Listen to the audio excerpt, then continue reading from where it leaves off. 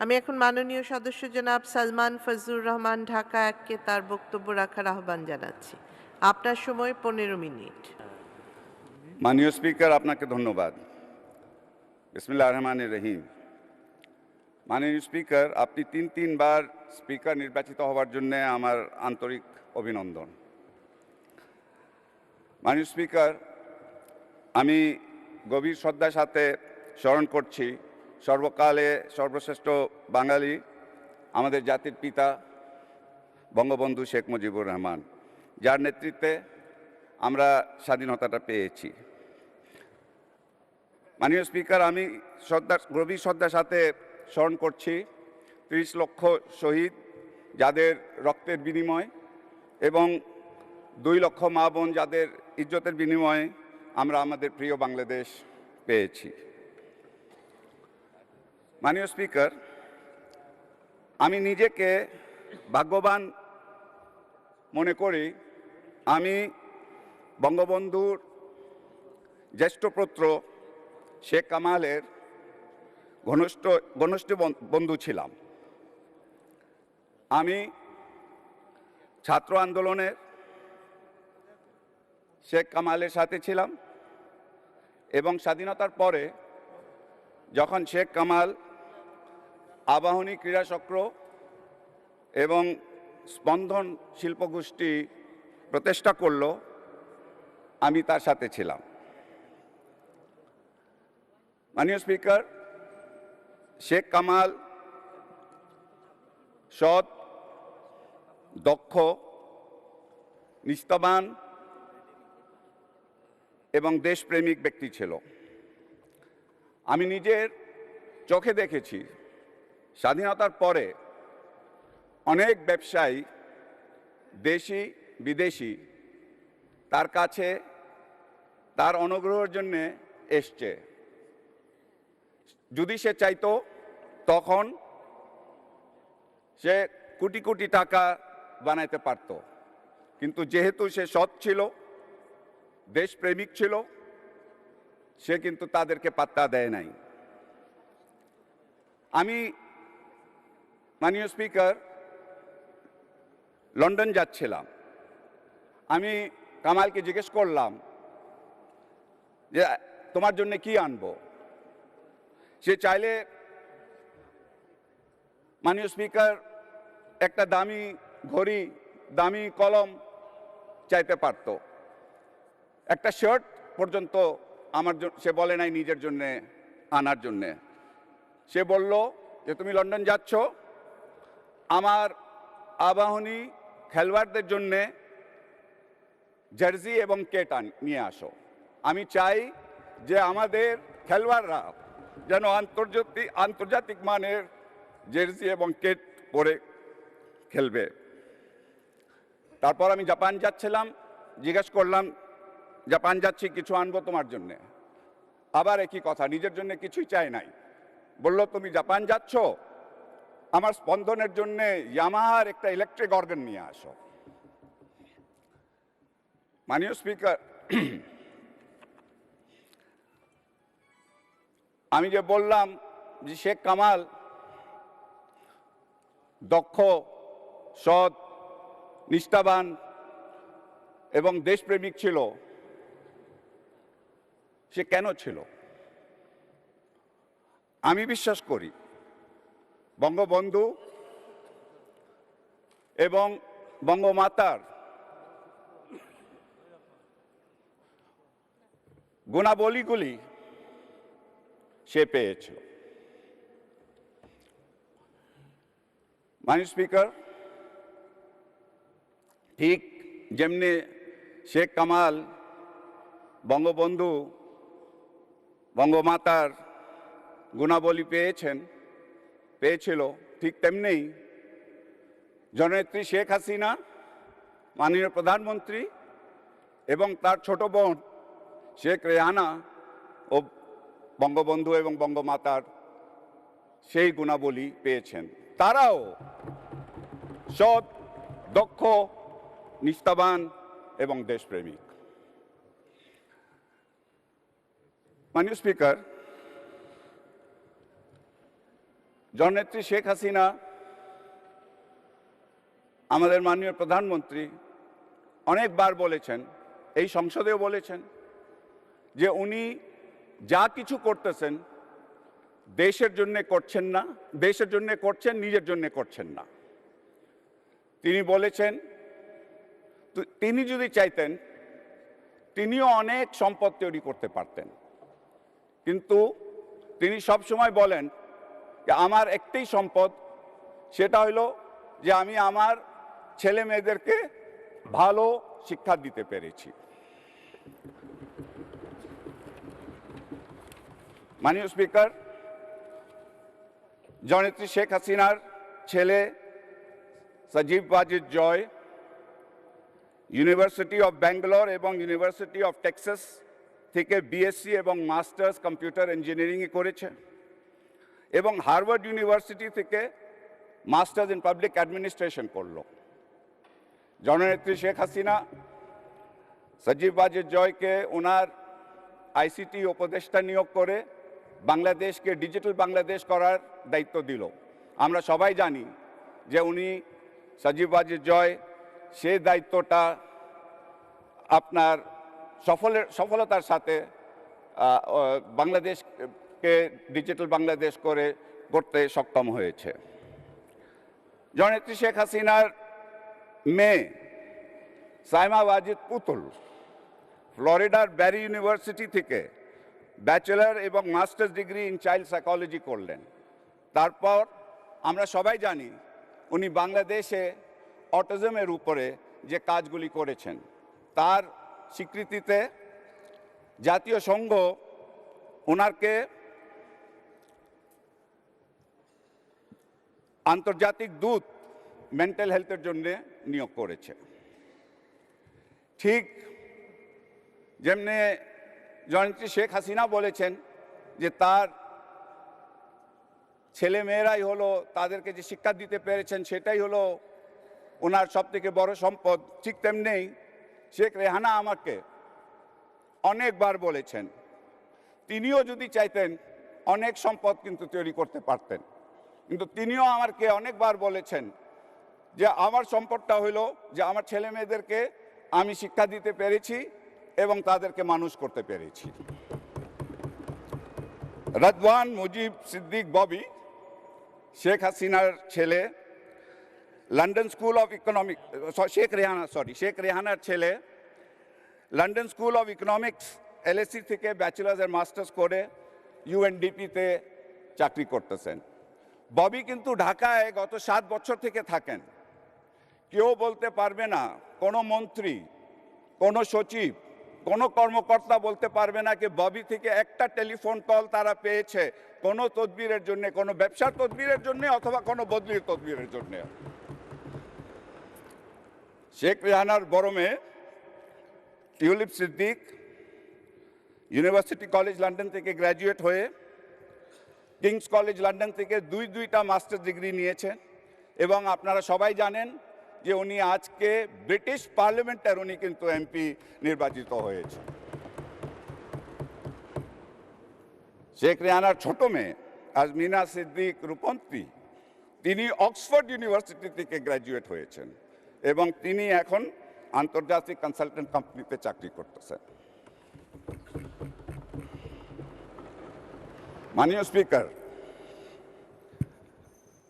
বঙ্গবন্ধু এবং বঙ্গমাতার গুণাবলী শুধু শেখ হাসিনা এবং শেখ রেহানা পান নাই, ওনার ছেলেমেয়েরাও পেয়েছেন, যেটাতে ওনারা যেভাবে শিক্ষা নিয়েছেন, শিক্ষা অর্জন করছেন, সেটা থেকে সেটাই প্রমাণ হয়েছে।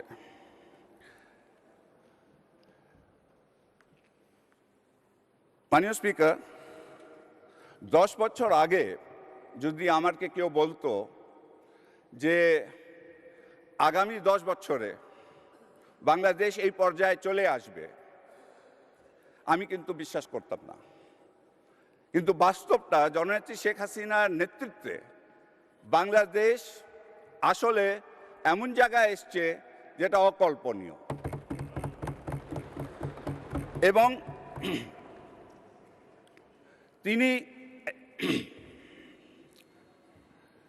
যে যে জায়গায় এসছে সেটা অকল্পনীয়। এখন আমরা যেটা, তিনিও যদি এই সময়, অনেক লোকজন বলতেছে যে এটা আমরা পেরেছি, যে উনি বিদ্যুতের সমস্যাটা সমাধান করে দিয়েছেন, তার জন্য আমরা এই পর্যায়ে আসতে পেরেছি। কেউ বলে আমরা কৃষি খাতে অনেক ভালো কাজ করেছি, তার জন্য আমরা এই জায়গা আসতে পেরেছি। কেউ বলে কি আমরা অবকাঠামো উন্নতি হয়েছে, তার জন্য আমরা এই জায়গায় এসছি। এটা ঠিক, অনেকগুলি হয়েছে, শুধু আমি কয়েকটি কথা বলেছি। অনেকগুলি কারণে আমরা কিন্তু এই জায়গায় আসতে পেরেছি। কিন্তু আমি বিশ্বাস করি মাননীয় স্পিকার, যে মূল কারণটা যে আমরা এই জায়গায় আসতে পেরেছি সেটা হইল যে জননেত্রী শেখ হাসিনাও সৎ, দক্ষ, নিষ্ঠাবান এবং দেশপ্রেমিক। তার জন্যই আমরা কিন্তু এই কারণে আমরা এখানে আসতে পেরেছি। মাননীয় স্পিকার, আমাকে আরো একটু সময় দিতে হবে। মাননীয় স্পিকার, আমি মহামান্য রাষ্ট্রপতিকে ধন্যবাদ জানাতে চাই। উনি ওনার ভাষণে বাংলাদেশে বর্তমানে আমরা যেখানে আছি সেটার একটা বিস্তারিত একটা চিত্র উনি তুলে ধরেছেন।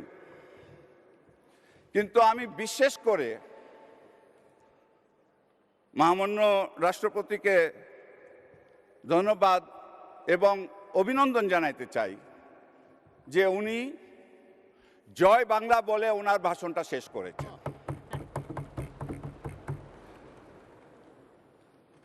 মাননীয় স্পিকার, আমার নির্বাচনের সময় কয়েকটি বিএনপি এবং জাতীয় পার্টির নেতৃবৃন্দ এবং কর্মী আমাকে সমর্থন করেছিল। তারা যখন তাদের বক্তব্যটা শেষ করলো, আওয়ামী লীগের যারা নেতৃবৃন্দ ছিলেন, কর্মীরা ছিলেন, তারা সবাই বলল জয় বাংলা বলো, জয় বাংলা বলো। আমি দেখলাম যে বিএনপি এবং জাতীয় পার্টির যারা আমাকে যারা সমর্থন করতেছিলেন তারা কিন্তু দ্বিধা করলো, লজ্জা পাইলো, কিন্তু চাপে জয় বাংলাটা বলল। আমার যখন সময় আসলো বক্তব্য দেওয়ার, আমি তখন বললাম যে আমি এটা আশ্চর্য হচ্ছি যে আপনারা জয় বাংলা বলতে লজ্জা পাচ্ছেন কেন, আপনারা জয় বাংলা বলতে দ্বিধা করছেন কেন। জয় বাংলা কিন্তু আওয়ামী লীগ অথবা দলীয় কোনো স্লোগান নাই, জয় বাংলা কিন্তু জাতীয় স্লোগান।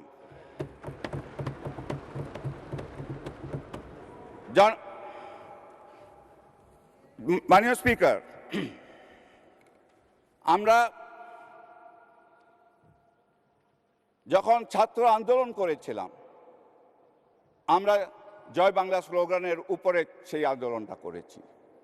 মাননীয় স্পিকার, মুক্তিযোদ্ধার সময় যখন মুক্তি বাহিনী জোর গলায় জয় বাংলা বলতো, তখন পাকিস্তান হানাদারি বাহিনীর বুক কাঁপত, আর তারা বলতো মুক্তি আ গয়া, মুক্তি আ গয়া। মাননীয় স্পিকার, বঙ্গবন্ধুর ঐতিহাসিক 7ই মার্চ বক্তব্য উনি জয় বাংলা বলে শেষ করেছেন।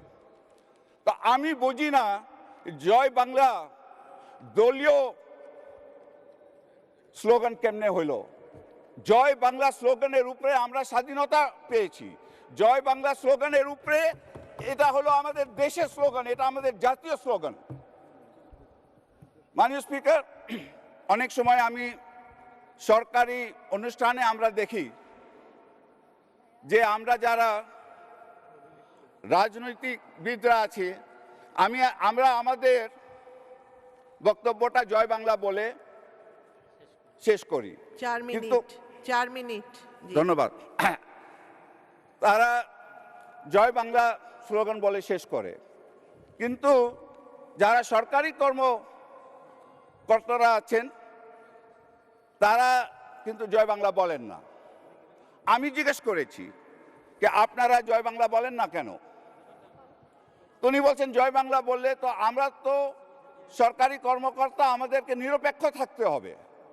আমরা যদি জয় বাংলা বলি আমরা দলীয় হয়ে যাব, আমরা তো নির্দলীয়। আমার কাছে এটা আশ্চর্য লাগে মাননীয় স্পিকার, যে দেশটা জয় বাংলা স্লোগানে স্বাধীন হয়েছে, সেই দেশ স্বাধীনতার কারণে ওনারা সেই পদে আজকে আছেন। দেশ স্বাধীন না হলে ওনারা সেই পদে থাকতেন না। তো ওনারা কিভাবে বলেন কি এটা দলীয় স্লোগান আর এটা নির্দলীয় স্লোগান নয়? এবং মাননীয় স্পিকার, আমি যে কথাটা বলতে চাচ্ছি যে মাননীয় রাষ্ট্রপতিও আজকে ওনার ভাষণটা শেষ করেছেন জয় বাংলা বলে। তা আপনারা কি বলতে চান যে মাননীয় রাষ্ট্রপতি এখন দলীয় হয়ে গেলেন? উনি শুধু আওয়ামী লীগের রাষ্ট্রপতি, সারা দেশের রাষ্ট্রপতি নয়, তিনি তো সারা দেশের রাষ্ট্রপতি। তার জন্যে মাননীয় স্পিকার, আমি আপনার মাধ্যমে আজকে প্রস্তাব করতে চাচ্ছি মহান সংসদে যে ঠিক যেমনি আমরা বঙ্গবন্ধুকে জাতির পিতা, সংবিধানকে সংশোধন করে ঘোষণা করেছি, ঠিক তেমনি জয় বাংলাকে আমরা জাতীয় স্লোগান হিসাবে সংবিধানকে সংশোধন করে যেন আমরা ঘোষণা করি।